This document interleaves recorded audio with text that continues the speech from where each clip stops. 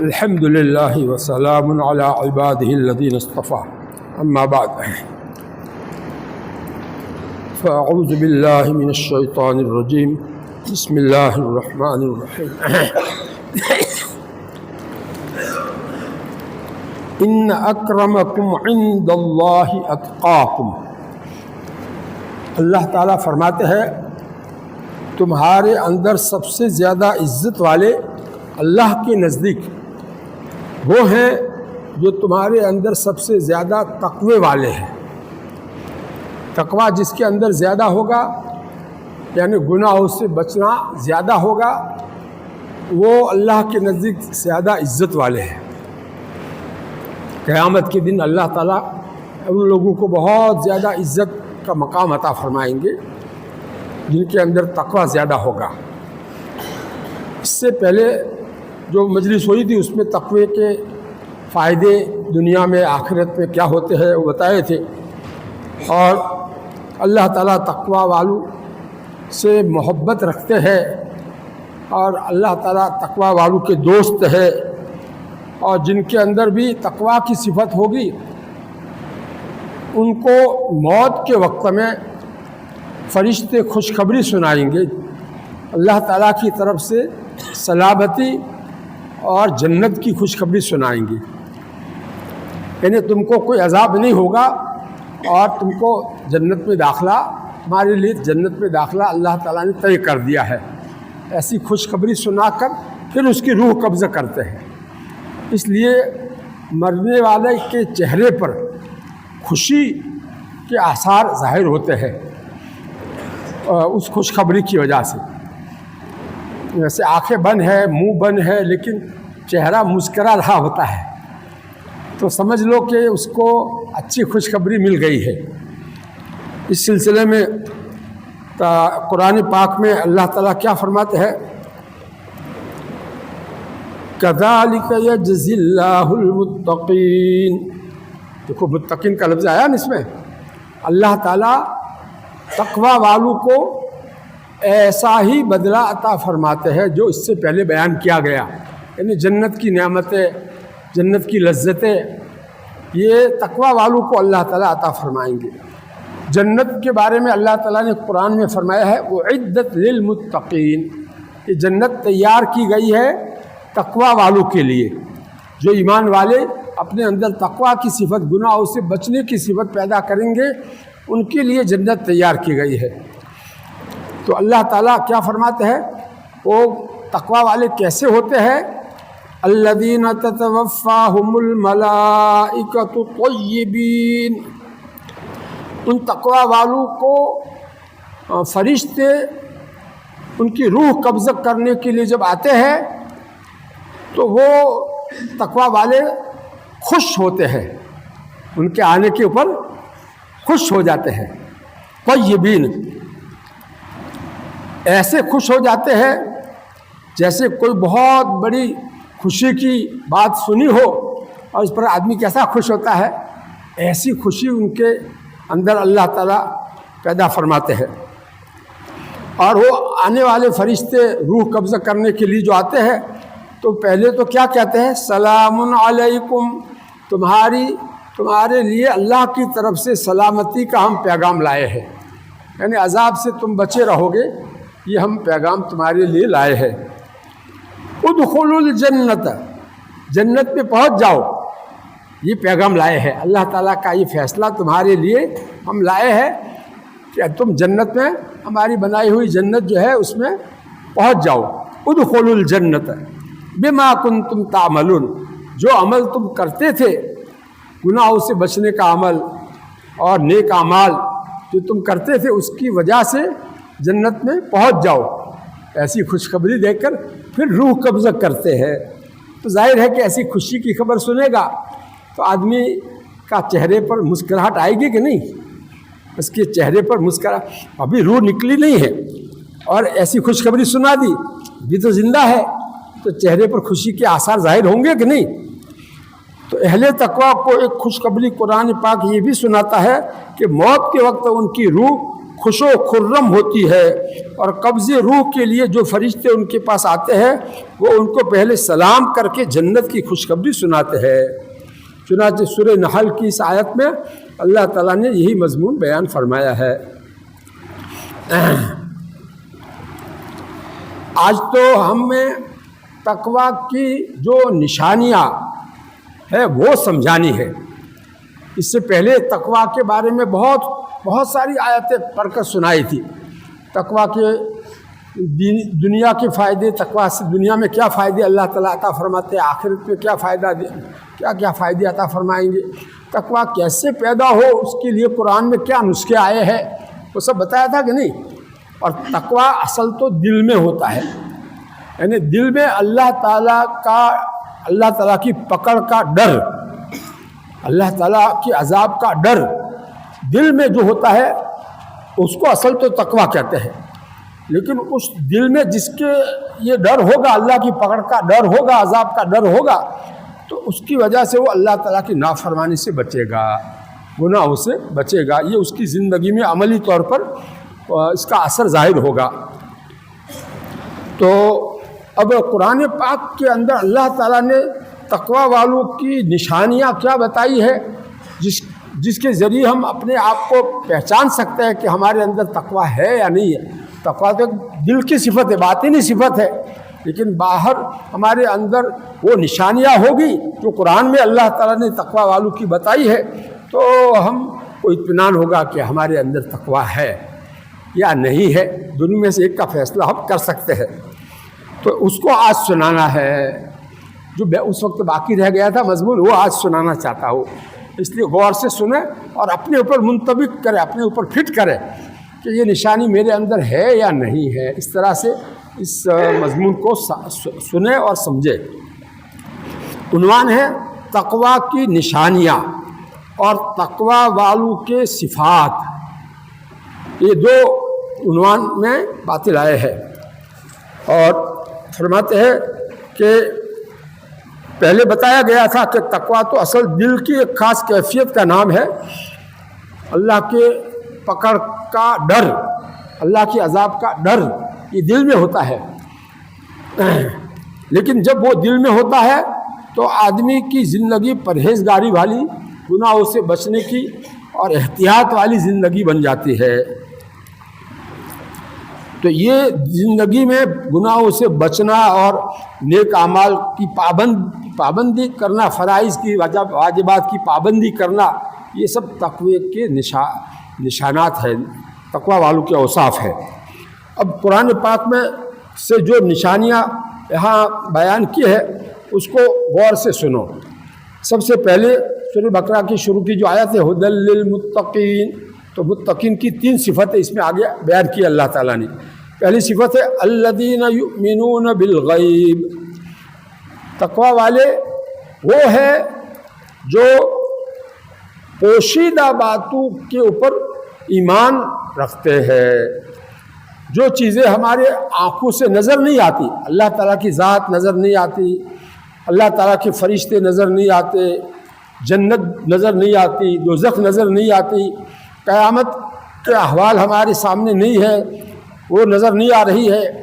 یہ سب چیزیں جو ہے اس کو دل سے سچا مان لینا، اس کے اوپر پورا یقین کرنا، یہ کیا ہے؟ ایمان بالغیب ہے۔ یہ پہلی صفت بیان کی ہے، پہلی نشانی بیان کی ہے متقی لوگوں کی، کہ متقی لوگ کیسے ہوتے ہیں؟ الذین یؤمنون بالغیب، جو چیزیں جو غیبی حقیقتیں، جو پوشیدہ حقیقتیں ہمیں آنکھوں سے وہ نظر نہیں آتی اور ہمارے کانوں سے وہ سنائی نہیں دیتی، ایسی پوشیدہ حقیقتوں کو اللہ کے پیغمبر کے بتلانے کی وجہ سے سچا مان لینا، اس کے اوپر یقین کر لینا، یہ ہے ایمان بالغیب۔ دوسری صفت کیا بتائی ہے؟ وَيُقِيمُونَ الصَّلَاةَ، اور وہ تقویٰ والے نماز کو اچھی طرح سے ادا کرتے ہیں، کامل طریقے سے ادا کرتے ہیں، نماز میں کوئی کمی نہیں رکھتے ہیں۔ نہ کوئی مکروہ کام کرتے ہیں اور نہ کوئی لغو بیکار کوئی کام کرتے ہیں۔ آج ہماری نمازوں میں بغیر ضرورت کے ہاتھ ہلانا، انگلیوں کو ہلانا، یہ سب لغو کام ہم کرتے رہتے جو مکروہ ہے۔ تو اس سے بچنا، آدمی پوری نیت باندھنے سے لے کر سلام پھیرنے تک اپنے آپ کو سکون پر رکھے، ذرا بھی ایسی حرکت نہ کرے جو نماز میں مکروہ ہے۔ یہ سب چیزیں کیا ہے؟ تقوی کی علامت ہے۔ اقامت صلاۃ یعنی نماز اچھی طرح سے ادا کرنا، جس میں تمام مکروہات مفسدات سے بچتے ہوئے اور تمام مستحبات اور آداب کی رعایت کرتے ہوئے، سنتوں کی رعایت کرتے ہوئے نماز کامل طریقے سے آدمی پڑھے گا تو یہ سمجھا جائے گا کہ اس کے دل میں تقویٰ ہے۔ تیسری صفت وَمِمَّا رَزَقْنَاهُمْ يُنْفِقُونَ، اور جو مال ہم نے ان کو دیا ہے اس میں سے وہ اللہ کے حکم کے مطابق خرچ کرتے ہیں۔ جہاں اللہ تعالیٰ کا حکم ہوتا ہے وہاں خرچ کرتے ہیں۔ یہ مال سے محبت ہے لیکن پھر بھی اس کو جدا کر دیتے ہیں اللہ کا حکم پورا کرنے کے لیے۔ یہ علامت ہے دل میں اللہ کی پکڑ کا ڈر ہے۔ زکوٰۃ پوری نکالتے ہیں، قربانی اچھی طرح سے ادا کرتے ہیں چاہے زیادہ خرچہ کرنا پڑے۔ اسی طرح حج وقت فرض ہوتے ہی ادا کر لیتے ہیں۔ اسی طرح اپنے بال بچوں پر خرچ کرنا یہ بھی ہمارے اوپر فرض ہے۔ اسی طرح اس میں بخل نہیں کرتے ہیں۔ اسی طرح اپنے غریبی رشتہ دار جو ہوتے ہیں ان کے اوپر خرچ کرتے ہیں۔ کوئی بھی مسکین ہو، غریب ہو، یتیم ہو، اس کے اوپر خرچ کرتے ہیں۔ یہ سب کیا ہے؟ مال کی محبت کے باوجود اس کو وہاں دے دینا، یہ کیا ہے؟ دل میں تقویٰ ہونے کی نشانی ہے۔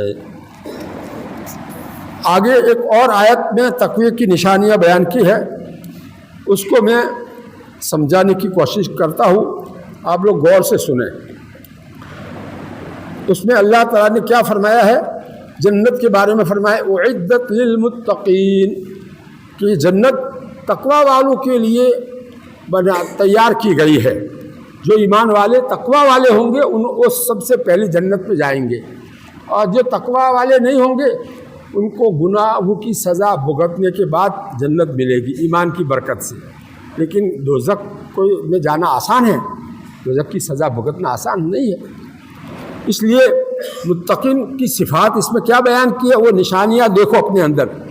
الذین ينفقون فی السراء والضراء، یہ پہلی صفت بیان فرمائی کہ متقی لوگ کیسے ہیں؟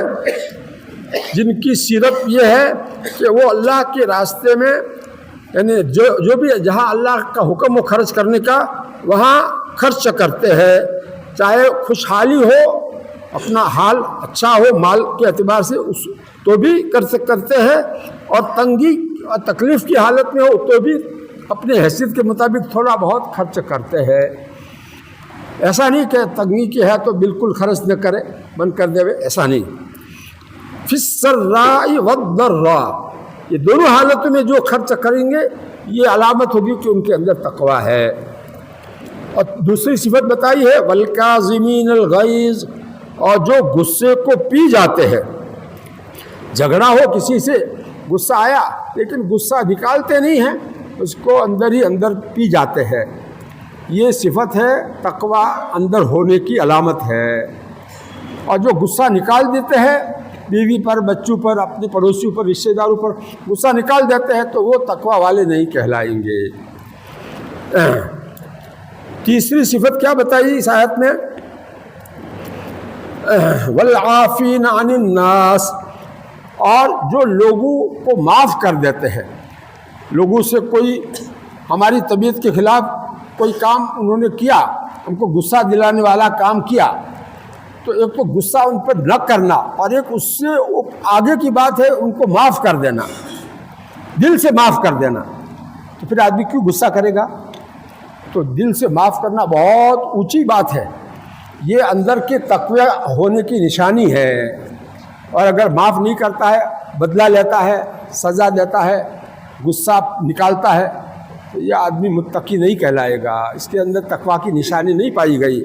یہ متقی لوگوں کے اوصاف خود اللہ تعالیٰ بیان کر رہے ہیں، والکاظمین الغیظ والعافین عن الناس واللہ یحب المحسنین۔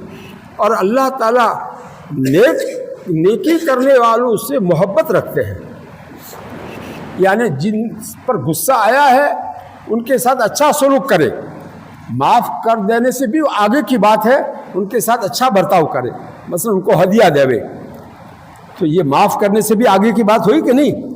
ایک تو صرف وہ معاف کر دیا دل سے، آگے اس کے ساتھ کوئی اچھا معاملہ نہیں کیا، تو کہتے اچھا معاملہ کرو اس کے ساتھ تو کتنا زیادہ اس کا دل پر اس کو بوجھ اٹھانا پڑے گا۔ ہم لوگ ایسی چیزیں اپنے اندر پیدا کریں، اپنی بیوی بچوں پر غصہ آ جاوے، بلا وجہ ان کے اوپر زیادہ سختی کر ڈالے تو معافی مانگ لے، اور ان کے ساتھ اچھا سلوک کرے، اور جو ہے اولاً تو غصہ ان کے اوپر نکالے ہی نہیں۔ ان کے اوپر غصہ نکالنا یہ کیا ہے؟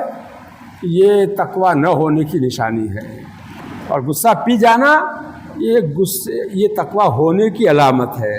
دیکھو ایک ایسی نشانی اللہ تعالیٰ نے بیان کی ہے قرآن میں نہیں کہہ رہا ہوں، قرآن کی آیتیں پڑھ کر کے اس کا ترجمہ مطلب سمجھا رہا ہوں، اس لیے اس کو معمولی نہ سمجھے، عام بیان کی طرح اس کو نہ سمجھے، یہ قرآن میں سے ڈائریکٹ آپ کو وہی باتیں سنا رہا ہوں۔ آگے ایک اور صفت بیان کی ہے تقویٰ والوں کی کہ جب والذین اذا فعلوا فاحشۃ، کہ جب ان تقویٰ والوں سے کوئی بے حیائی کا کام ہو جاتا ہے، جب ان سے کوئی شرم کی بات، شرمناک کوئی کام ہو جاتا ہے،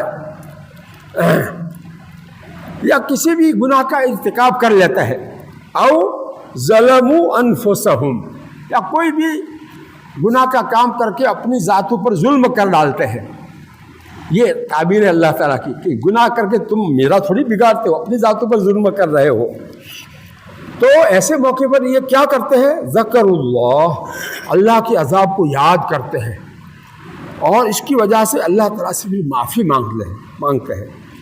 فاستغفروا لذنوبہم، جو گناہ ہو گیا، یعنی جو ہے گناہ جو ہو گیا ہے اس سے معافی مانگ لیتے ہیں فوراً، اے اللہ مجھے معاف کر دیجیے، فوراً۔ فاق کا ترجمہ فاستغفروا لذنوبہم، ہم گناہ کرتے ہیں پھر معافی نہیں مانگتے، توبہ نہیں کرتے، استغفار نہیں کرتے، تو یہ ہمارے اندر تقویٰ نہیں کہلائے گا۔ تقویٰ کب کہلائے گا؟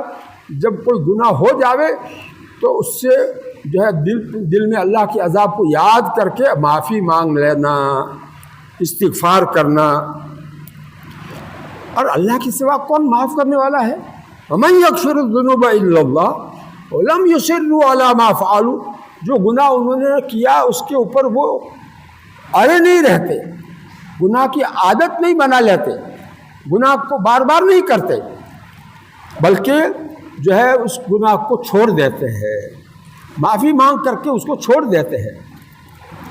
جان بوجھ کر اس گناہ کو بار بار کرنا، عادت بنا لینا، یہ علامت ہے کہ دل میں اللہ کا ڈر نہیں ہے، اور اگر گناہ ہو گیا ہے تو اس کے اوپر اللہ کے عذاب کو سوچ کر کے آدمی معافی مانگے اللہ تعالیٰ سے، تو سمجھا جائے گا کہ اس کے دل میں تقویٰ ہے۔ یہ دوسرے نمبر کا تقویٰ ہوا۔ پہلے اعلیٰ درجے کا جو تقویٰ تھا وہ بتایا، اس کے بعد یہ دوسری قسم کے لوگوں کا جو جن سے کچھ گناہ ہو گیا، کوئی شرم کی بات ہو گئی، لیکن پھر بھی اللہ سے ڈر کر کے معافی مانگ لی، تو اللہ تعالیٰ ان کو بھی متقی لوگوں میں شامل کر لیتے ہیں۔ متقی لوگوں میں ان کو بھی اللہ تعالیٰ شامل کر کے بتا رہے ہیں۔ اچھا، اب ایک اور قرآن پاک کی آیت میں سے جو نشانیاں بتائی ہے تقوی کی، وہ سنیے۔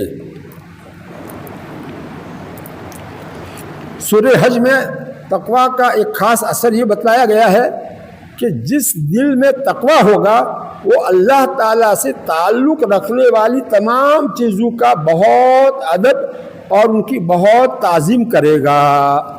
جیسے اللہ کی کتاب اللہ سے تعلق رکھنے والی ہے تو اس کا بہت ادب کرے گا۔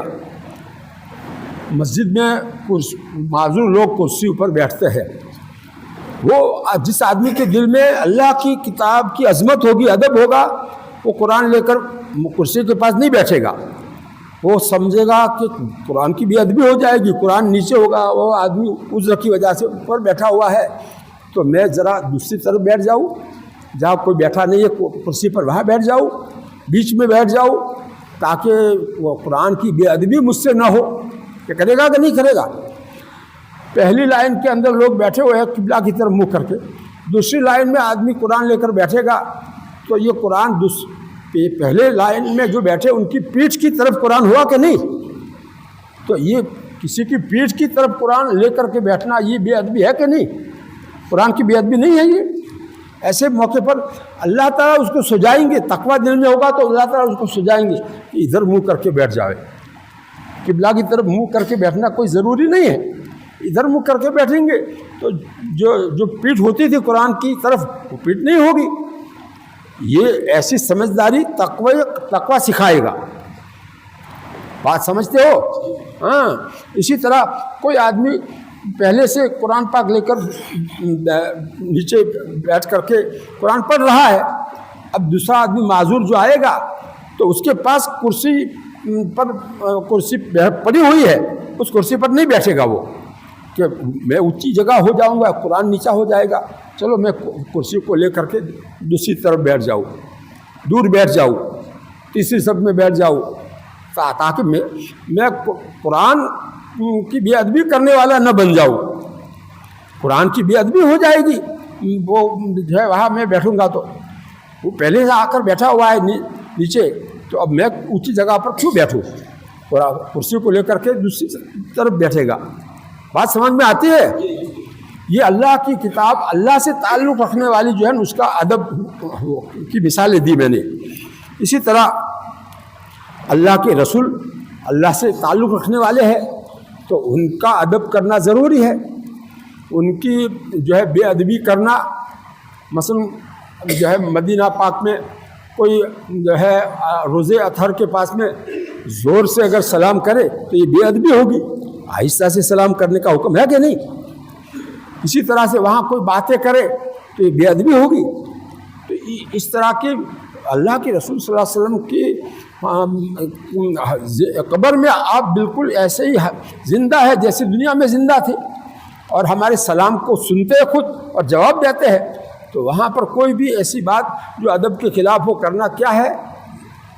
یہ تقویٰ نہ ہونے کی نشانی ہے، اور وہاں ادب کرنا یہ کیا ہے؟ تقوی کی علامت ہے۔ اسی طرح مسجد کیا ہے؟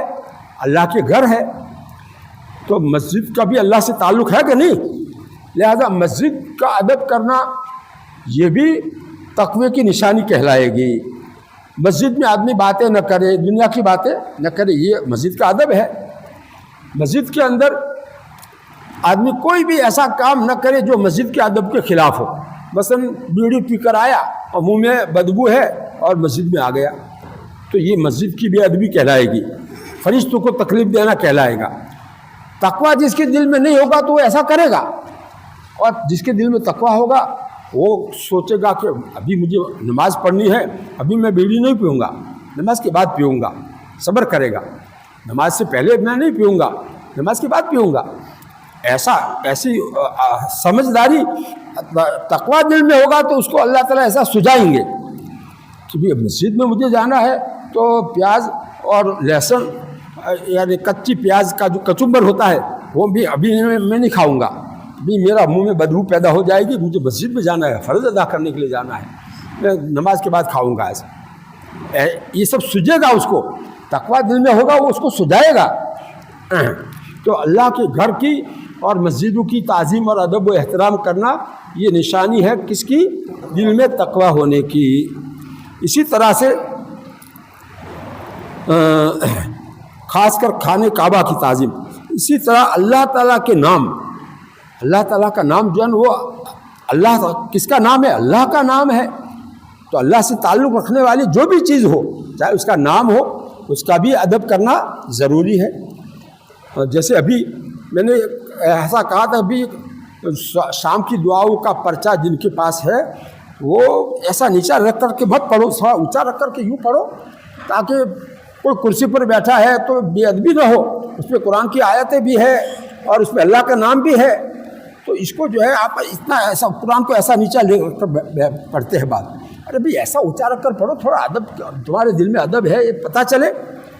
کیونکہ جو کرسی والا ہے اس سے بھی تمہارا جو نیچے اگر بیٹھا ہوا ہے اور وہ قرآن کو اپنے پیر اونچا کر کے اور پیر کے اوپر ایسا رکھ کر کے اونچا کر سکتا ہے کہ نہیں کر سکتا ہے؟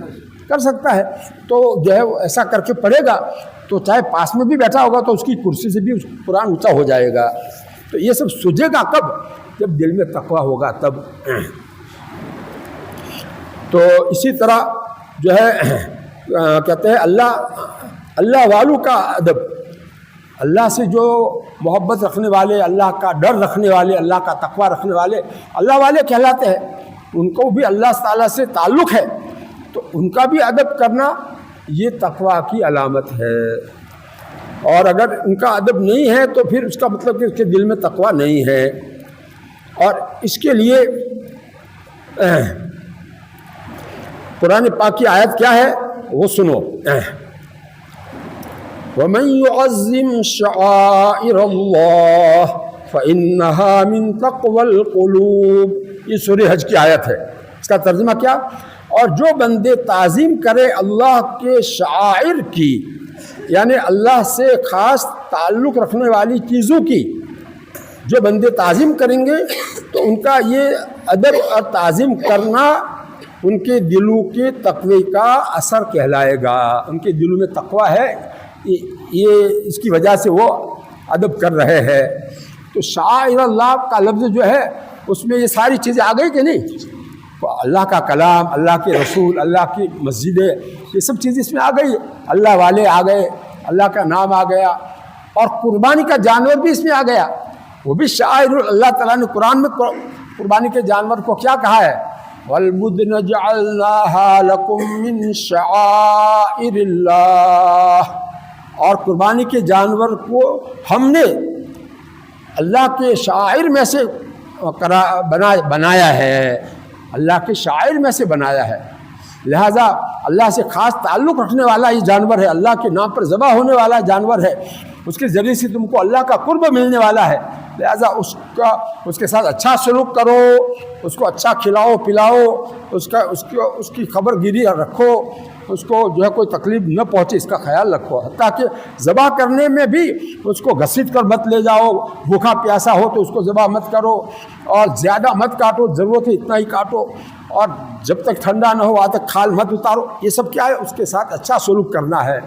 وَمَن يُعَظِّمْ شَعَائِرَ اللَّهِ، یہ تعظیم شعائر اللہ میں داخل ہے. تو کیا ہوگا؟ فَإِنَّهَا مِن تَقْوَى الْقُلُوبِ، یہ دلوں کے تقوی کا اثر کہلائے گا. دلوں میں تقوی ہے اس لیے یہ ایسا کر رہا ہے، ورنہ تو کیا کرے گا؟ دل میں تقوی نہیں ہوگا. ایک جانور کو ذبح کر کے اس کے سامنے جانور دوسرا کھڑا ہے اور اس کو دیکھتے ہوئے اب جانور کو ذبح کر رہا ہے، اور پھر اس کو لا کر اس کے اوپر رکھ کر کے ذبح کر رہا ہے.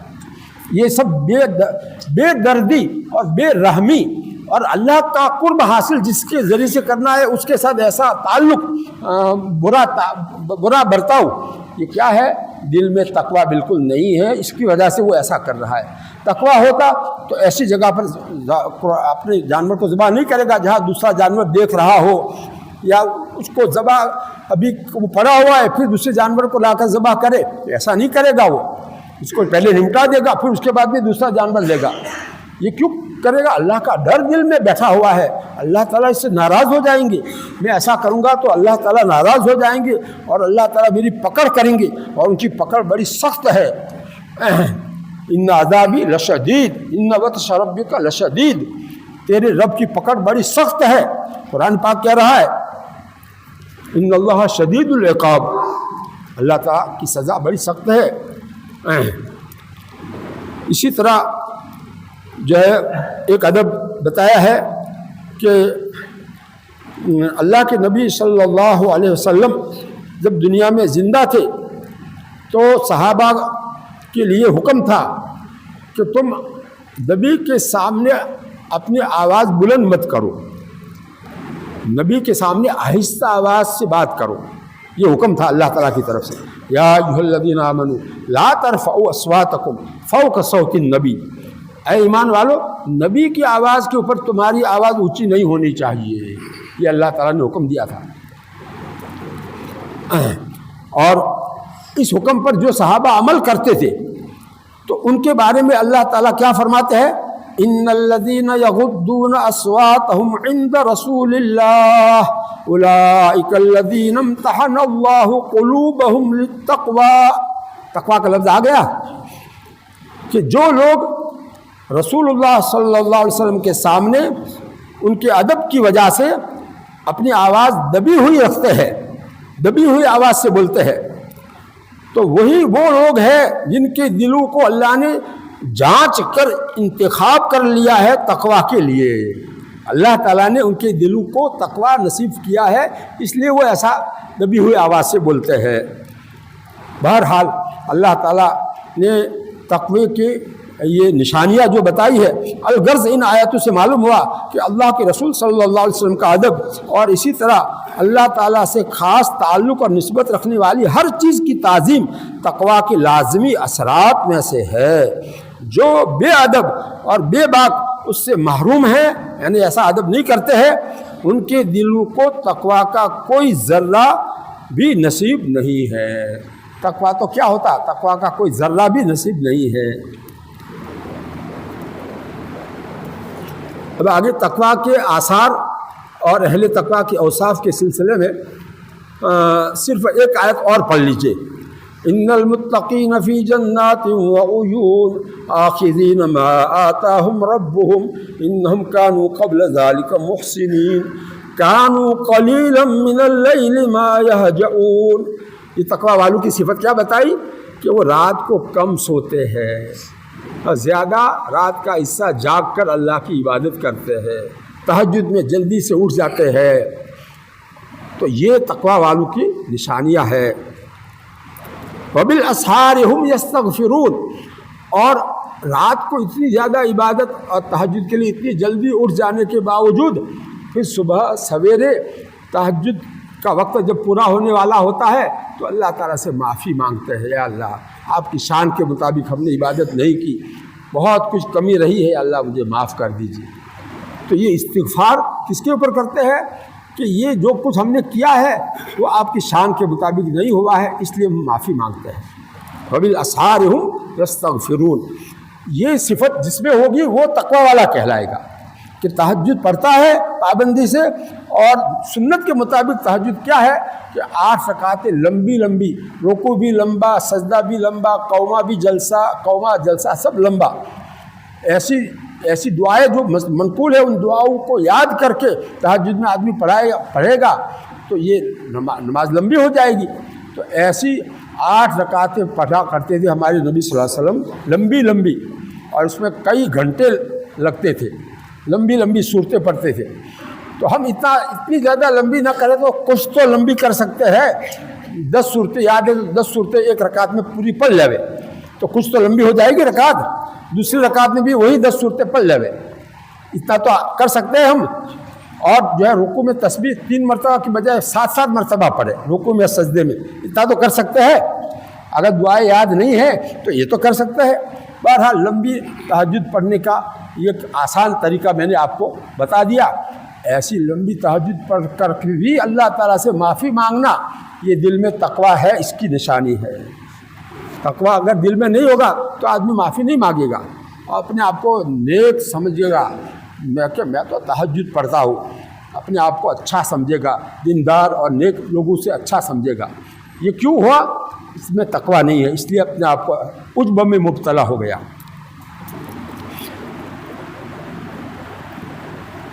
اس آیت سے معلوم ہوا کہ تقوی کے خاص اثرات میں سے یہ بھی ایک اثر ہے کہ آدمی رات کو کم سوئے اور اس کی راتوں کا زیادہ حصہ اللہ کی یاد اور اس کی عبادت اور دعا و استغفار میں گزارے. اس کے بعد بھی وہ مطمئن اور بے فکر نہ ہو، بلکہ رات اس طرح گزارنے کے باوجود اپنے آپ کو گنہگار قصوروار سمجھتے ہوئے سحر کے وقت اپنے اللہ سے معافی اور بخششی کا سوال کرے اور اپنی دن کی کمائی میں ایسے ضرورت مند سائلوں اور ایسے بے دست و پا بندو کو حصے دار بنائے، یعنی اپنے مال میں سے ان کو دیوے جو کسی بیماری یا کسی اور آفت کی وجہ سے ضروریات کے محتاج ہو گئے ہیں. آگے کیا ہے؟ وفی اموالہم حق للسائل والمحروم. یہ متقی لوگوں کی صفت میں یہ بھی بتایا ہے. ان آیاتوں کو جمع کرنے سے اللہ تقوی والی زندگی کی ایک مکمل تصویر تیار ہو جاتی ہے۔ اللہ تعالی ہمارے قلوب کو تقوی کے نور سے منور فرماوے اور ہماری زندگیوں کو متقیوں والی زندگی بناوے، اور ہمارے ساتھ چلنے والوں اور ہماری آئندہ نسلوں کو بھی تقوی نصیب فرماوے۔ وَجْعَلْنَا لِلْمُتَّقِينَ إِمَامًا، اے اللہ آپ ہم کو متقی لوگوں کا امام بنا دیجئے، یعنی ہمارے گھر کے سارے افراد کو متقی بنا دیجئے اور ہم کو ان کا امام بنا دیجئے۔ ظاہر ہے کہ بڑا جو آدمی گھر میں ہوگا وہ امام کہلائے گا، وہ ان کی بات پر وہ چلیں گے۔ تو یہ سارے گھر کے لوگوں کو متقی بنانے کی دعا اس میں اللہ تعالیٰ نے سکھائی ہے، وَجَعَلْنَا لِلْمُتَّقِينَ إِمَامًا۔ تو صرف ہم اکیلے متقی بن جاوے اتنا نہیں، گھر میں سب افراد گناہوں سے بچنے والے بنے، عورتیں، بچے، جو ہے بوڑھے، سب کے سب گناہوں سے بچنے والے بن جاوے۔ یہ اس آیت کا کہنا اشارہ ہے۔ ایک اور آیت رہ گئی تھی، اس میں جو متقی لوگوں کے اوصاف بیان کیے ہیں وہ صرف آیت کو پڑھ لیتا ہوں، پھر اس کے بعد اس کا مفہوم جو ہے وہ بتاؤں گا آپ کو۔ ولكن البر من آمن بالله واليوم الآخر والملائكة والكتاب والنبيين وآتى المال على حبه ذوي القربى واليتامى والمساكين وابن السبيل والسائلين وفي الرقاب وأقام الصلاة وآتى الزكاة والموفون بعهدهم إذا عاهدوا والصابرين في البأساء والضراء وحين البأس اولئک الذین صدقوا واولئک هم المتقون۔ ان صفات والوں کو اللہ تعالیٰ نے متقی کہا ہے۔ معلوم ہے کہ یہ صفات جس کے اندر ہو وہ متقی کہلائے گا، اور یہی لوگ سچے کہلائیں گے دین کے اندر۔ اللہ تعالیٰ نے ان کو صدقو یعنی سچے ہے دین میں یہ کہا ہے۔ اب اس کا خلاصہ میں پڑھتا ہوں یا ترجمہ کر لوں، کیا کروں، دونوں میں سے ایک کر سکتا ہوں۔ اصل نیکی کرنے والے جن کی اللہ تعالیٰ کی نظر میں قدر و قیمت ہے وہ بندے ہیں جو ایمان لائے سچے دل سے اللہ پر اور یوم آخرت کے دن پر، قیامت کے دن پر، اور فرشتوں پر اور اللہ کی کتابوں پر اور نبیوں پر، اور اپنا محبوب مال انہوں نے اللہ کی محبت میں اس کے حکم کے مطابق دیا۔ اپنے کس کو دیا؟ اپنے قرابت والوں یعنی رشتہ داروں کو دیا جو حاجت مند ہے، اور عام یتیموں کو، بے باپ بچوں کو، اور مسکینوں کو، غریبوں کو، اور ضرورت مند مسافروں اور سائلوں کو، مانگنے والوں کو، جو مانگنے والے بیچارے محتاج ہوتے ہیں حقیقت میں، ان کو، اور خرچ کیا غلاموں کی رہائی میں، اور اچھی طرح قائم کی انہوں نے نماز اور ادا کی زکوٰۃ، اور پورے کرنے والے اپنے عہد کو جب کہ کسی سے کوئی عہد کرے، اور صبر کرنے والے تنگی اور تکلیف اور مصیبت کے وقت، اور حق و باطل کی جنگ میں بھی وہ صبر کرنے والے ہیں۔ کافروں کے ساتھ جو جنگ ہوتی ہے حق و باطل کی جنگ، اس میں وہ صبر کرنے والے یعنی جم کر کے مقابلہ کرنے والے ہیں، پیچھے نہیں ہٹتے ہیں۔ یہ ہے والصابرین فی البأساء والضراء وحین البأس۔ وحین البأس کا یہ مطلب ہے کہ جب کفار سے لڑائی ہو رہی ہو اس وقت بھی آدمی جم کر کے مقابلہ کرے، تو یہ تقوی دل میں ہونے کی نشانی ہے۔ یہی لوگ راست باز اور متقی بندے ہیں۔ اس آیت میں بتلایا گیا ہے کہ راست باز یعنی سچے اور متقی وہ لوگ ہیں جن میں تقوی کی یہ نشانیاں پائی جاوے کہ وہ ایمان رکھتے ہو اللہ پر اور قیامت کے دن پر، اور اللہ کے فرشتوں پر اور اللہ کی کتابوں پر، اور نبوت کے پورے سلسلے پر۔ نبی کا ترجمہ کیسا کیا ہے، مطلب کیا، مطلب بتا رہے ہیں نبوت کے پورے سلسلے پر، آدم علیہ السلام سے لے کر کے اب تک ہمارے آخری نبی تک، اور مال کی محبت اور چاہت کے باوجود اللہ کی رضا حاصل کرنے کے لیے وہ اس مال کو بہت زیادہ خرچ کرتے ہیں، بے درگ یعنی جو ہے سوچے بغیر خرچ کرتے ہیں کہ بس اللہ کا حکم ہے یہاں خرچ کرنے کا، کر دو، کتنے ہیں جیب میں جتنا آیا، جیب میں جتنا نکلا دے دیا، گڑن آلو یہ نہیں، بے درگ خرچ کرتے، اس کا یہ مطلب ہے۔ اور اپنے حاجت مند رشتہ داروں پر اور عام غریبوں اور یتیموں پر اور ضرورت مند مسافروں اور سائلوں پر خرچ کرتے ہیں، اور اللہ کے بندوں کو قید غلامی سے آزاد کرانے پر، جب غلام ہوتے تھے اس وقت تک یہ بات ہے، ان کو آزاد کرانے پر بھی خرچ کرتے ہیں۔ نیز وہ پوری فکر کے ساتھ نماز پڑھتے ہیں، پوری فکر کے ساتھ نماز پڑھتے ہیں اور زکوٰۃ ادا کرنے والے ہیں، زبان کے سچے اور وعدے کے پکے ہوں، اور اللہ کے حکم کے مطابق اور اس کی راہ میں تنگیاں اور سختیاں جھیلنے والے اور حق پر مضبوطی سے قائم رہنے والے ہو۔ یہ سارے نشانیاں ہیں متقی ہونے کی۔ اس کا خلاصہ میں نے ترجمہ اور اس کا مطلب بیان کر کے بتا دیا۔ اب وقت پورا ہو رہا ہے اور آپ لوگوں کو تشکیل کرنی ہے۔ آخر دعوانا ان الحمد للہ رب العالمین۔